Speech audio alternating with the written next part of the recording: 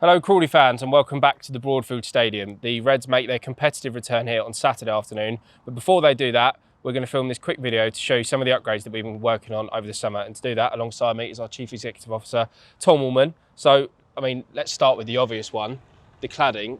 How much better does the stadium look now? Yeah, I think that's the noticeable improvement that everyone's going to see when they come back on Saturday.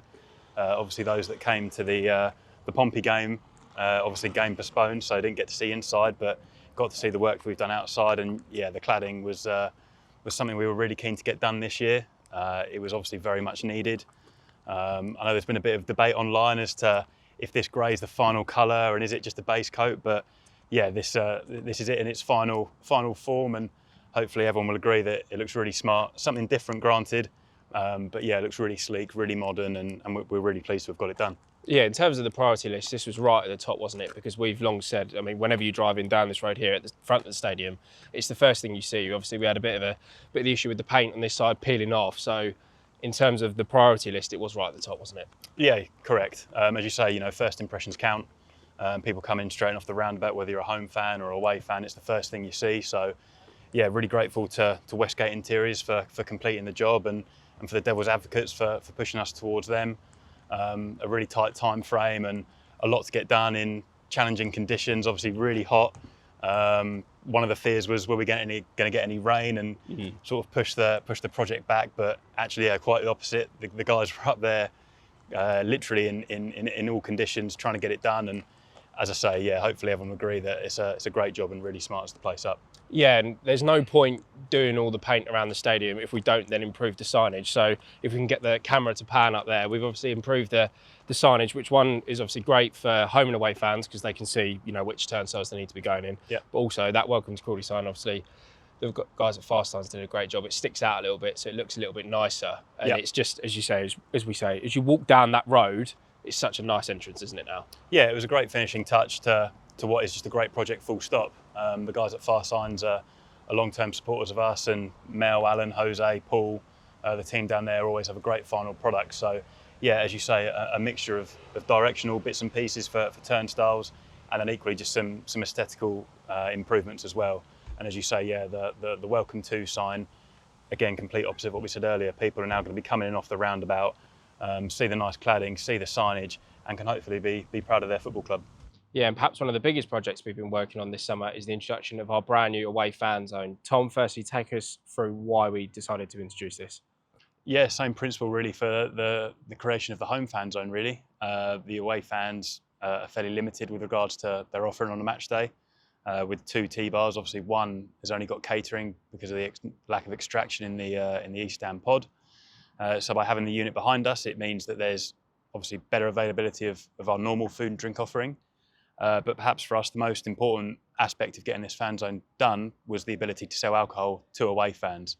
So obviously there's obvious benefits of pre-game. It will share the load a little bit on red, so it means that for home fans, hopefully the queues to get a drink are a little bit less. And then equally, yeah, with the away fans coach parking being right outside the zone, it's obviously easy access for them to come in, grab a pint pre-game, and then head through the turnstiles behind me. So there was an obvious benefit for that.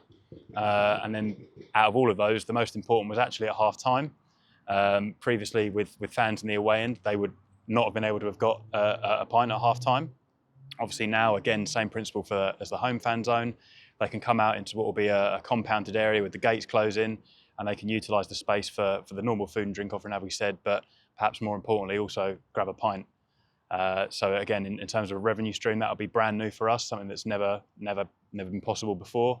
And then also ticking that fan experience sort of aspect as well. So really pleased to get it up and running for the first home game of the season. Obviously having used Palace as almost a bit of a trial run. Got to thank obviously the key stakeholders in getting the project done. Peter Frake at the Innovation Group and Josh Stewart were massive and integral in getting this place operational from an alarm and CCTV point of view. So really grateful to them, and then obviously as well our own internal team. Nathan's been sort of living down here, Connor, Roan, the whole staff have really been great over the summer, full stop, but in particular in getting this area operational. So yeah, really thank you to them, and hopefully we'll see the fruits of their labour come Saturday. Yeah, and why this is one of the biggest projects is essentially this was just for lack of a phrase, wasteland before. This area sort of wasn't really used. We've had to, as you can see, install the red fencing around. We've had to sort the drainage out. We've obviously got the benches in. We've repurposed the cabin, which fans probably recognise was down at the away fans, the home fan zone, I should say, pretty much collecting dust. So, it's been a real team effort, and we've had to get creative with what we could do down there, haven't we? Yeah, we've had to be entrepreneurial with this area. Again, there's been some really good key investment into, the obvious areas like the fencing. Without the fencing, the area doesn't happen. But as you say, reutilising the existing cabin was a great shout. Obviously, it works really well for us, so there was the obvious sort of use for that one. And then, the benches were donated to us from our training ground partners, the University of Sussex, Brandon Hire Station, who are a partner of us as well with the toilet facilities. So it's been a real collective effort. It's been a great addition to our matchday arsenal, so to speak. And looking forward to seeing it packed out with Newport fans on Saturday. Yeah, we're now going to take you through some of the upgrades that we've done inside the stadium. Obviously, the first one, Tom, is the PJB East Stand. It was good to see that sponsored again after. It's been a while now since the People's Pension sponsored it, isn't it? Yeah, no, great work from James and Reese on the commercial team in getting PJB involved. Obviously grateful for their support as we are for all of our sponsors. We've seen a 90% increase in commercial partners compared to where we were this time last year. So again, credit to James and Reese on the commercial and partnership side for getting those done and building our portfolio. And yeah, as I say, it's obviously a bit different to how we've seen it before with the yellow and black branding, but hopefully again everyone can appreciate that their support goes a long way, and it is crucial for us in terms of the club operation. Yeah, no, they've certainly done a great job. And the next thing to talk about, which actually is a sort of spoiler because the fans wouldn't have seen this because it hadn't been done at the Crystal Palace game, is the new cladding at the home and away terrace. As you can see, the front of that is now red. Firstly, let's just talk about why we did that. Yeah, I think it's fairly basic of just wanting to create a bit more of an identity here at the stadium. Obviously, we've already seen the pitchforks outside at the front of the stadium. And then again, by putting up the red cladding, which is in the process of being finished, will be finished by the time people are in here on Saturday, with obviously the KRL branding behind me and then the Eden Utilities South Terrace. Just complements the rest of the branding here at the ground, makes it a bit more red, which hopefully fans will appreciate. And again, similar to a lot of the other aesthetical work we've done, just complements everything that we've got going on here, and gives us a bit more of an identity and makes it more Crawley. Yeah, it's a little bit bold at the moment, isn't it, when it's just all red with sort of those white stripes, but they are getting painted, and obviously, as you say, the lettering and the detailing on it has yet to be put up. We're filming this on Wednesday, so that'll all be done before the game on Saturday, but we've seen the mock-ups. It looks really good, so yeah, definitely exciting times. And then the final thing to mention is obviously the pitch. That's got its yearly upgrade. Yep. We've changed contractors this year. We've gone to AMS, so obviously a big thanks to them, but it would be great to see the sort of improvements over the course of the season, won't it? Yeah, so AMS were the contractors who undertook the renovation. And then we've got JMW Turf Care for our pitch maintenance. That's obviously fronted by Evan Riddler, who's been at the club for many years now as the head groundsman, and then headed up by John Williams at JMW. So we're really pleased with how the pitch has come on. Obviously disappointing to lose the Portsmouth game in pre-season. Probably worth stressing that was a lot of rainfall. It was a month's worth of rain, wasn't it? Yeah, it was a lot of rainfall in not a lot amount of time. And as fans will know, when there's a downpour like that, as we saw for the MK game in the playoffs last year, we do struggle to clear large amounts of water in a short space of time. But going forward, there's no concerns from a club perspective with regards to the drainage and equally, pitch performance in general. As I say, we may have changed contractors, but Evan's been here for a long time, has really high standards. We're really pleased with the work that's gone on, and we're really pleased with the final product. Yeah, we've seen the brand new away fan zone. It's time to talk about the home fan zone. Ever since its implementation in 2022-23, it's been a raging success, and it's been a real good thing for the club, hasn't it? Yeah, the fan zone has been massive for us. That's obviously why we made the decision to proceed with the away fan zone, as fans would have seen. I suppose for some context, at the Palace game, the fan zone equated for 25% of our revenue from food and drink. Which is massive, and obviously, as you mentioned, something that we didn't previously have. So hopefully once we get the away fan zone up and running, that will only increase. We have made some improvements to the home end as well. Obviously Missing Link Brewery and Red Devils Lager is going to be returning. They're bringing a new pale ale as well, which I know will please some fans. We'll still have Nathan in the pod behind us as well, serving the usual, as well as our great range of vendors out in the strip, I suppose, between the South Terrace entrance and Reds Bar. So yeah, it's the fan zone's been great for us, as I say. It's a great revenue stream for the club, and perhaps more importantly, it really improves the fan experience here for supporters on match day. Yeah, and as you say, we've now got gates down by the Reds bar, and the gate that goes out backs onto the A23 has been replaced as well. So that, in theory, creates one big compound that at half time we can obviously close those gates, and all of a sudden all of those people in the East Stand and the terrace can now come out here and get a variety of food and drink. Obviously they can still gain access to Reds bar, but as you say, they've got access to all of these vendors and the fan zone as well. Yeah, and that was the thinking for us when we originally had the idea of the fan zone, as you can see behind us, is right, well, how can we branch out to make it bigger and better? As fans know, we don't really have a concourse here at the club. So by putting the gates in, obviously going down to Reds and out to the 23, as you mentioned, it means that once everyone's inside the ground, we can play around with the gates and basically mean that, yeah, the strip down to Reds and then all the way up to the A23 essentially becomes inside the ground.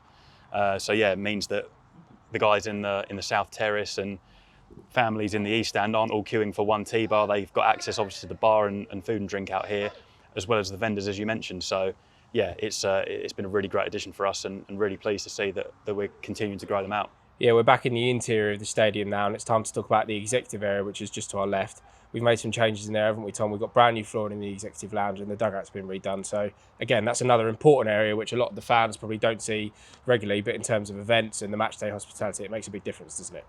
Yeah, the executive suite was one of the main areas of investment over the summer. Grateful to Peter Frake and the Innovation Group for continuing their sponsorship of the lounge, firstly. And then, yeah, the flooring, as you mentioned, working in partnership with C&A Contracts, our new sleeve partner.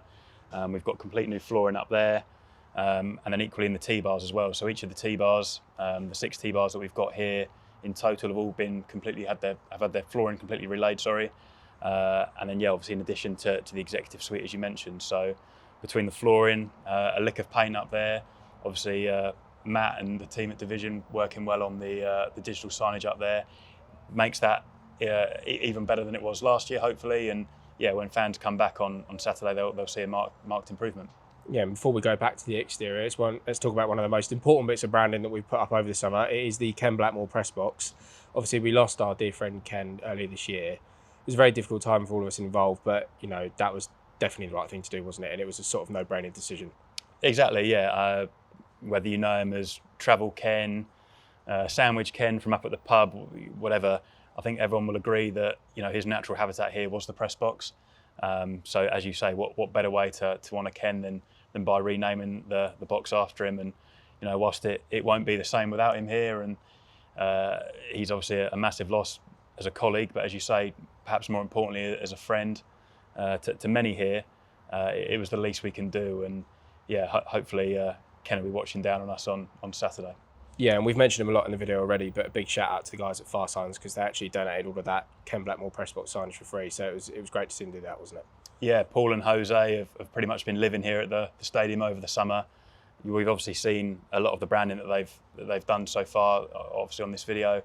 In addition to the Ken signage, the dugouts, the cladding, as we've obviously already mentioned, as then loads of other bits and pieces inside the ground that again fans won't see. But in terms of building, I suppose the feeling and the togetherness of the club, we've got a lot of branding in Scott's office, in the players' areas, in the staff areas as well. So yeah, it might only be branding to some, but to me it was really important to get that branding done, so that people have that feeling of belonging to something, belonging to a club that means a lot to a lot of people, and remembering what people are a part of. We're the only professional club in West Sussex. We're a League 2 club. We've got a great following, great fan base, and people should be proud to be part of Crawley. So if that branding goes a little way to doing that, then yeah, I think we've done the job on that one. Yeah, Tom, we're nearly done. A couple more upgrades to talk about, but before we do that and we make our way down there, how good do those Tridents look? Yeah, as I said earlier, obviously trying to create an identity. Crawley Town FC, the Red Devils. So what better way to get that message across than 2 Tridents out front and centre? Yeah, one of the biggest successes of the summer has been the brand new club shop. Before we do that, we're going to talk a little bit about the ticketing operation, because it has changed slightly from the end of last season. Yeah. At the moment, fans will be working out the ticket cabin, which we've moved from adjacent to the Reds bar to adjacent to the club shop. So at the moment, they're going to be operating out of there, but that is due to the fact that we've got some exciting changes coming up, isn't it? Yeah, so I think what's important to stress is that the shop in its current iteration is that first phase. So on match days, the ticketing operation is being based out of the cabin adjacent to the shop. That's for both sales and collection. And then what's going to be coming in phase 2 is more exterior based. So the windows that you can see behind us, they're coming out. They're going to be replaced by some portholes. So fans will essentially be walking up to those windows, will be served for their tickets, and then obviously can go into the turnstiles, fan zones, wherever they get taken on their match day journey. And that was twofold really. It means we can get some more serving points, and it means probably more importantly that we haven't got that cross-pollination on shop and ticket office. The shop can be its own iteration, its own queue, and the tickets are its own iteration and its own queue as well. So hopefully makes that match day experience better for fans again.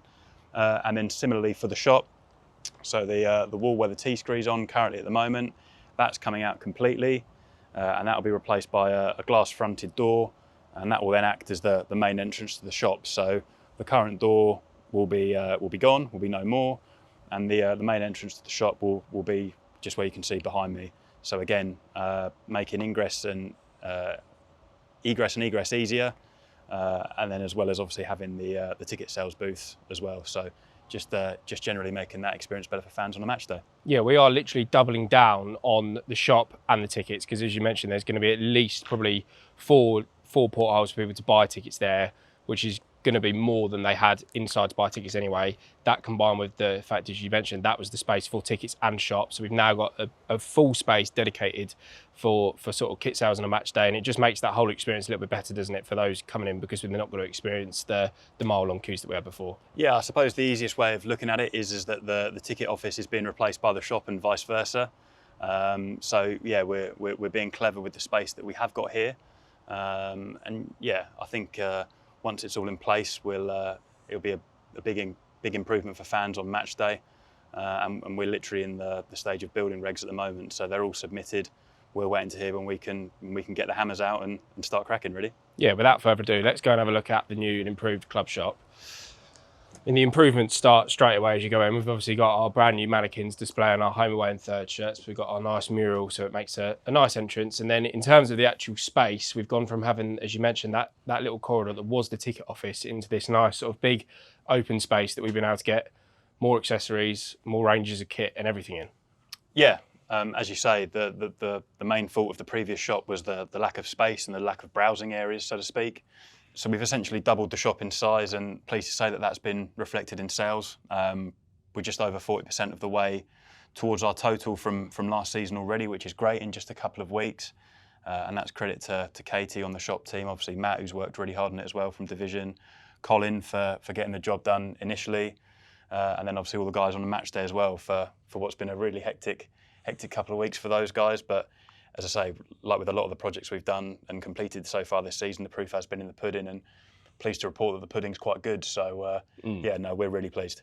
Yeah, and obviously in terms of that increase in revenue, that is down, as you say, to the improved space, but it also helps with the fact that we've got probably one of the best, I think we can all agree, one of the best sets of kit that Crawley Town has had, certainly in the last probably decade. I'm sure people will probably end up saying more as well. The home, away and third, and even the pink goalkeeper that we're selling, they've gone down an absolute storm, and we've seen that in the sales figures, haven't we? Yeah, so the journey for designing the kit started not too far ago, from sort of this time last year, really, last October, November. We wanted to make a really conscious effort into the kit this year, as we do every year. I think we had a great set last year with the Devil's Tridents. Something different this year, obviously, with the remake from the 03-04 season. And again, yeah, the sales have been really good for that. Importantly, looks really good out on the pitch as well. Really grateful for Reef being the new front of shirt sponsor for all of their support. Obviously CNA, who we've mentioned previously as well, and long-standing partners Eden Utilities. Again, credit to James and Reese on the partnerships team. We've seen a 110% increase in the value of our kit in terms of sponsorship. So that's obviously another great move by them, and great for the club. And again, yeah, just really pleased with how well they've been received, and hopefully people come back and keep buying. Yeah, it's been a really busy off-season here at the Broadfield Stadium, and we're buzzing to welcome people back here on Saturday for the Newport match. How excited are you for everybody to come here and sort of see the upgrades that we've been working on? Yeah, it'd be great for people to see the fruits of everyone's work. Obviously, it wouldn't have been possible without the backing of RAF and the board at KB Sports and Leisure, so we're really grateful for them. in the time I've been here. So coming up to 10 years, it's definitely the most significant amount of investment that certainly I've seen off pitch. You know, a six-figure investment is a lot of money. So to see that go in off-field is great, and obviously, hopefully from what people have seen from this video and then from what they'll see on match day, that they'll agree that they've all been worthwhile improvements. Yeah, definitely. There's still time to get your tickets for Saturday's match at Newport. Come down, get behind the boys, and hopefully we'll be picking up 3 points.